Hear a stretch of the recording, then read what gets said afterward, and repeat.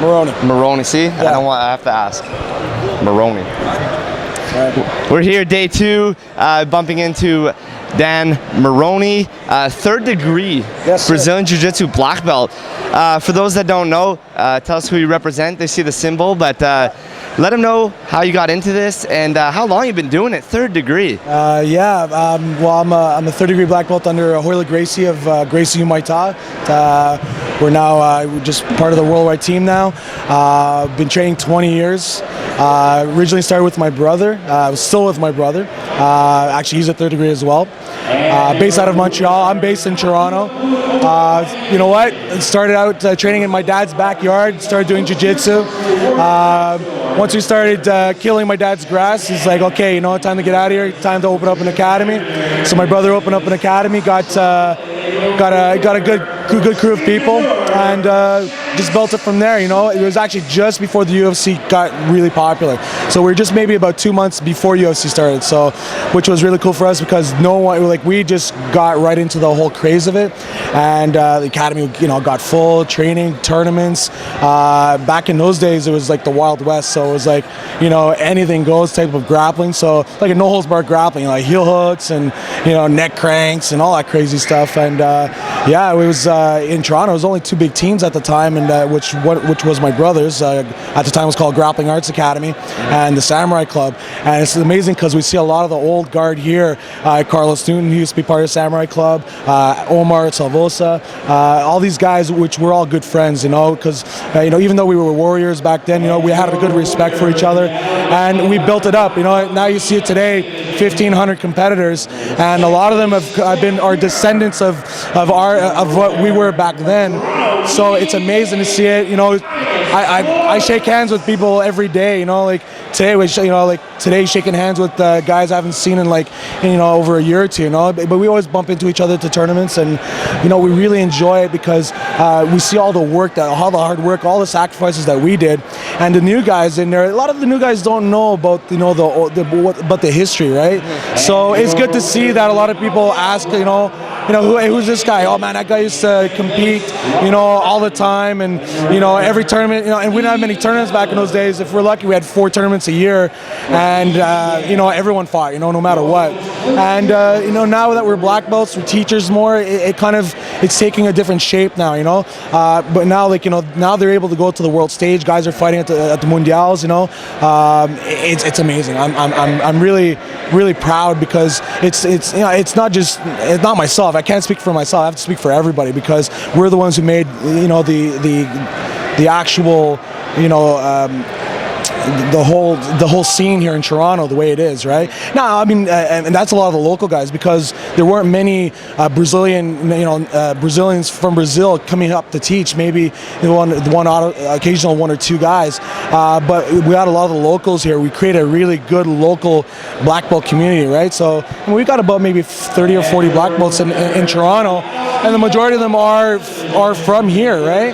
And not to say that's a good or bad thing, but I think it's good when you have a lot of those guys. They stuck around, they train, they're very dedicated. So we see that today. Yeah, it shows the guys coming up how to do it properly. One thing. Sorry. You'll have to edit that. Sorry. One thing I want to know is how.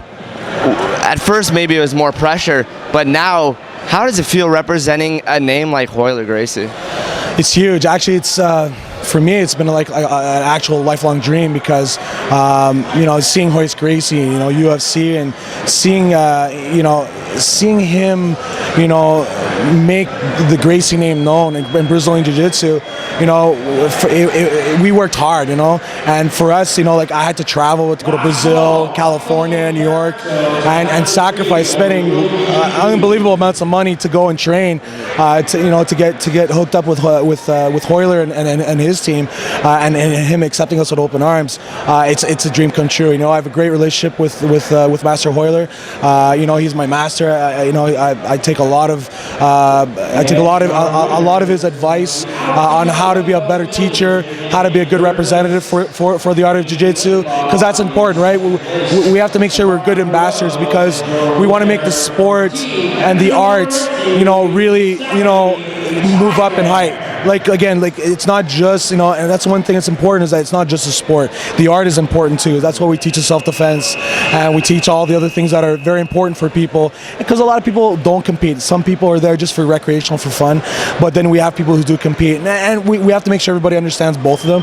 They have to exist. So with a guy like Hoyler, who's 4-time world champion, 3-time Abu Dhabi champion, he actually he emphasized that make sure the person knows how to defend themselves first, the sport seconds. That's a beautiful way to put it. I just want to thank you very much for taking time out, educating people. I just want to touch on real quick, you were saying the people should know about the people that were coming up. Yes. I find that sometimes is a problem. These people are doing jiu-jitsu, you ask them to name 3 people, they can't. I played hockey younger, I knew Wayne Gretzky, I knew Gordie Howe, I knew Maurice Richard, I can name every coach. Yes. Tell these people how important it is to know the lifestyle, the history of Brazilian Jiu-Jitsu.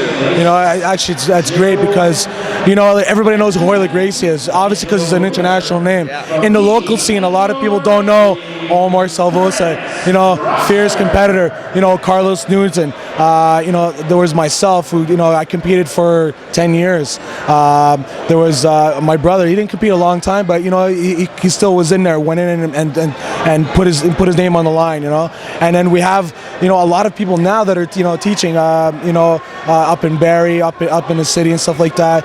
Who Justin Bruckman, Monkey, Marco Costa, for a lot of the guys that have been in the scene for a long time. Those guys were the guys who first came out and really made the scene the way it is. And it's very important because regardless of who the team or the affiliation is, there's got to be a respect, because those are the people who have paved the way for what it is today. We had a good discussion with one of the other guys, saying, look, like we're older, we're banged up, we're hurt, injured, and a lot of people are like, why don't the black belts here compete? A lot of them can't. They're too hurt.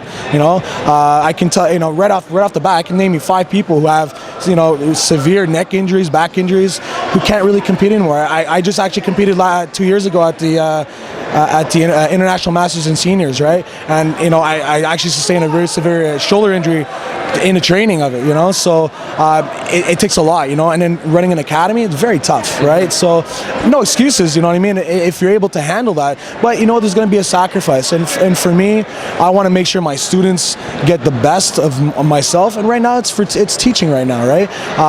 Is that an excuse? No, it's not, you know what I mean? I wish I could compete, but there's just not enough time, and there's not enough of me, unfortunately, to dedicate towards that, right? So everyone has to understand that there's a time where you compete, and there's a time where, hey, you got to go take the next path. Some people coach, some people referee, some people help in the background scenes. We just actually did a kids jiu-jitsu festival, and we donated $7,500 to autism awareness. We're doing our part, right? And we're giving back to the community, which is great. We did obviously the black belt seminar in Montreal, which is an amazing thing. I wish they could do more of that. Why? Because I think we've given so much, but we want to give more. I think it's important we do that. I agree. I couldn't agree more.